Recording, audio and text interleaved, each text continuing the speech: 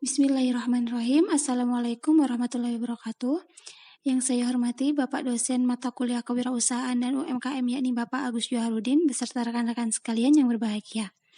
Pertama-tama, izinkan saya sebagai perwakilan kelompok 7 untuk memperkenalkan anggota kelompok kami, yakni yang pertama ada Devi Paujiah sebagai pemateri yang ketiga, yang kedua ada saya sendiri Eva Lailatul Maufiroh sebagai pemateri yang pertama, dan yang ketiga ada Eva Nurjana sebagai pemateri yang kedua.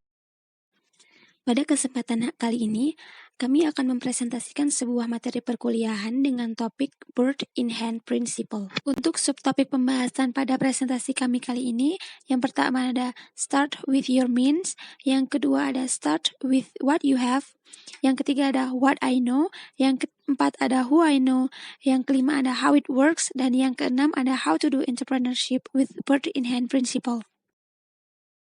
Start with your means. Dalam Bird in Hand Principle, seseorang akan lebih menggunakan pendekatan efektual atau entrepreneurial thinking yang lebih berorientasi dan berfokus pada kemampuan yang dimiliki dalam memulai bisnisnya. Yang mana hal ini sangat berbeda dengan pendekatan kausal yang berorientasi pada tujuan. Dapat dilihat pada tabel, entrepreneurial thinking atau effectual is imagine many possible new ends using a given set of means. Yang artinya, dari kemampuan atau sumber daya yang sudah dimiliki, kemungkinan atau peluang baru apa sajakah yang akan muncul atau yang dapat diciptakan. Sedangkan, managerial thinking atau causal is accumulate means necessary to achieve a predetermined goals. Yang artinya, akan mengakumulasi sumber daya yang dimiliki untuk mencapai tujuan yang sudah ditentukan. Apabila sumber daya yang dimiliki dirasa kurang, maka akan terus dicari hingga terpenuhi atau dirasa cukup. Start with what you have. Ungkapan ini bisa dikatakan prinsip dari Bird in Hand Principle, karena dalam lingkungan Amerika pun, Bird in Hand merupakan ungkapan yang mengartikan apa saja yang telah kita miliki. Dalam Bird in Hand Principle, ada 3 kategori sarana bagi kita semua, yakni who I am, what I know, and who I know. Untuk sarana yang pertama, who I am, ini akan berbicara tentang passion, hobi, lulusan, atau asal-usul seseorang. Tentu, yang lebih paham dan tahu akan hal itu semua adalah diri mereka masing-masing. Start with what you have bisa dikatakan sebuah pendekatan praktis yang akan membantu seseorang untuk mengambil tindakan sekarang untuk mencapai tujuan. Sehingga apabila seseorang ingin memulai sebuah bisnis atau usaha, mereka tidak perlu menunggu adanya investor atau kesempatan dan sumber daya yang sempurna. Bahkan dengan tindakan ini, mereka akan meningkatkan adanya inovatif dan meningkatkan kemungkinan bagi seseorang untuk menemukan atau menciptakan peluang yang lebih cocok untuk dirinya. Mungkin sekian pemaparan materi dari saya. Untuk materi selanjutnya akan disampaikan oleh Saudari Eva Nurjana. Terima kasih. Assalamualaikum warahmatullahi wabarakatuh. Nama saya Eva Nurjana. Di sini saya akan melanjutkan materi selanjutnya. Nah, dalam Bird in Hand Principle ini, kita dapat memulai tindakan berdasarkan apa yang kita ketahui, siapa saja yang kita kenali, dan bagaimana proses kerjanya. Pertama, ada what I know, apa yang kita ketahui. Di sini, seseorang bisa memulai sebuah usaha dengan apa yang diketahuinya, dengan melihat fakta, wawasan, serta pengalaman istimewa. Start a business with the knowledge you have. Seorang pengusaha itu memulai proses penciptaan usahanya bisa dengan sekumpulan pengetahuan yang dimilikinya. Seperti yang dikatakan Andela Filni, usaha itu dimulai dengan ide yang sangat kecil. Nah, sebelumnya telah disinggung oleh pemateri pertama bahwa seorang Klaus ini memiliki prinsip yang justru berlawanan dengan prinsip Bird in Hand. Kenapa? Karena justru dalam prinsip ini mengedepankan apa yang kita miliki sebagai modalnya. Ibarat pepatah mengatakan 1 ekor burung di tangan ini lebih berharga daripada 1000 ekor burung yang ada di udara. Lalu yang kedua ada who I know, siapa yang kita kenal. Nah, seseorang di sini mampu menjadi seorang pendorong dalam penciptaan sebuah usaha. Seperti The 6 Degrees of Separation atau 6 derajat pemisahan. Tahun 1929, seorang penulis Hungaria pernah mengatakan bahwa semua individu itu terhubung dengan semua orang. Maksimal ada 6 orang individu. Nah, dalam pembuatan jaringan seperti ini, terdapat 3 pertimbangan yang paling penting. Pertama adalah orang yang secara langsung dapat kita akses seperti keluarga dan teman.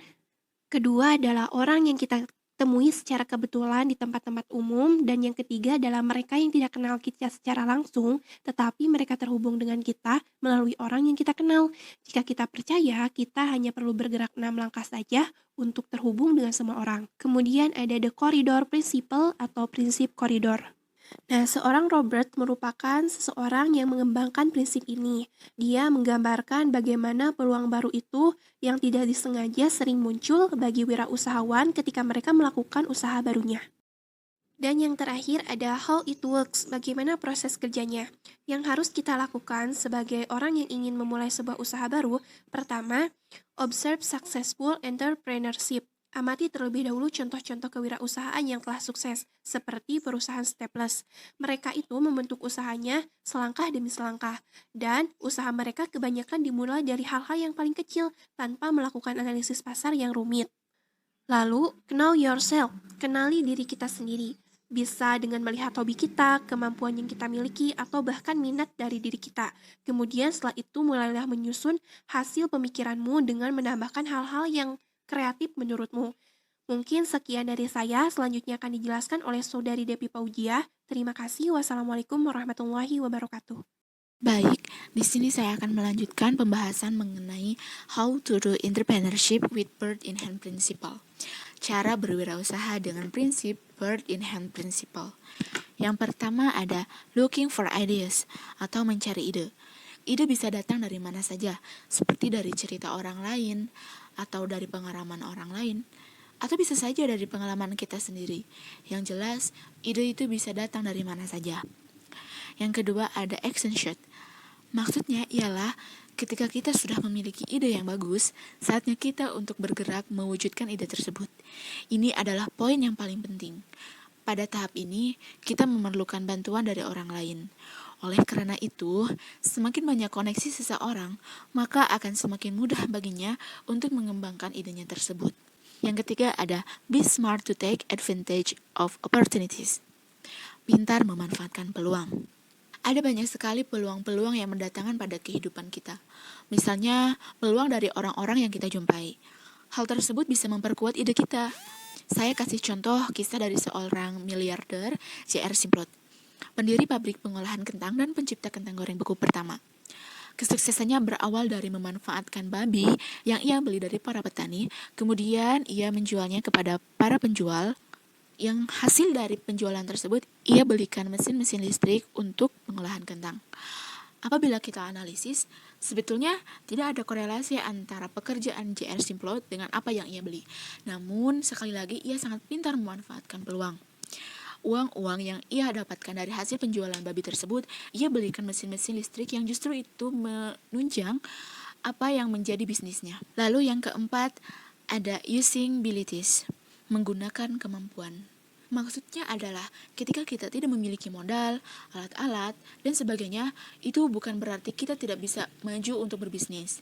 Kita masih bisa memulainya dengan menjadi seorang dropshipper atau bisa menjadi seorang reseller. Lalu yang kelima ada take advantage of what we have atau memanfaatkan apa yang kita miliki. Seperti cerita pengalaman Dr. Fad yang sukses dengan mainan Walkie Wall Walkers. Berawal dari keresahannya karena ia tidak memiliki tawaran pekerjaan yang bagus seperti teman-teman yang lainnya. Saat dia merenungkan situasinya, dia dengan acuh tak acuh melemparkan mainan karet berlendir, lengket, berbentuk gurita yang dikirim ibunya dari Jepang untuk anak-anaknya. Lalu kemudian Dr. Fad memiliki ide untuk menjual mainan tersebut ke toko-toko mainan. Dan siapa sangka, ternyata mainan tersebut sangat laku di pasaran hanya dalam 1 hari saja. Jadi pada intinya, kita bisa memulai dari sekarang. Berpegang teguh pada siapa kita, apa yang kita ketahui, dan siapa yang kita kenal. Tidak hanya memberitahu kamu, kita, dan semuanya apa yang harus dilakukan, tetapi juga memberitahu apa yang tidak boleh dilakukan. Ini membantu memusatkan perhatian pada ide-ide yang menguntungkan kita. Bekerja dengan apa yang kita miliki dan apa yang kita ketahui juga mencegah lompatan besar dan beresiko. Singkatnya, prinsip bird in hand atau dimulai dengan kemampuan kita memberitahu kita bahwa kita dapat memulai dengan murah dan bahwa cara kita membentuk dasar keunggulan kompetitif kita sendiri dikombinasikan dengan sarana dan komitmen mitra kita. usaha yang kita buat akan menjadi layak dan unik. Terima kasih, cukup sekian penjelasan dari saya. Mohon maaf apabila banyak terdapat kesalahan. Wabillahi taufiq wal hidayah. Wassalamualaikum warahmatullahi wabarakatuh.